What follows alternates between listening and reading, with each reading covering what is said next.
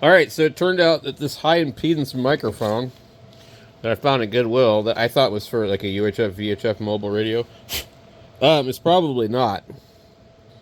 And the 4-pin microphone fits this Kenwood.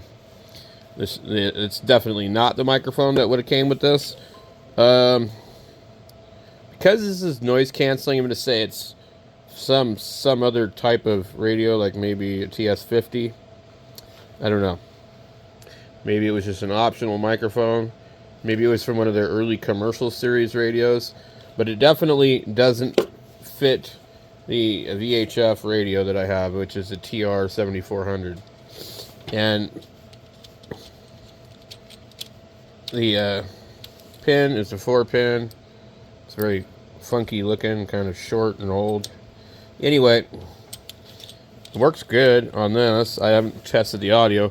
This radio has a switch on the bottom, high or low impedance, so we should be fine. I don't know what it's set to, but that's cool. It's a hand mic that I can use with the twins.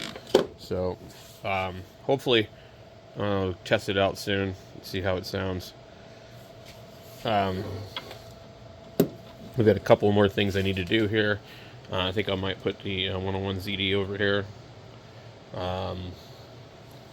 I'd like to have had the VFO over here, but it doesn't fit in a symmetrical order.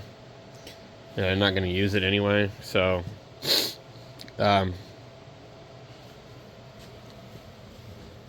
basically, if I had another speaker or the 101 amplifier, I could put it over there. That's one other thing I was kind of thinking. Anyway, so we'll have to see how this does. I don't know what this would have went to.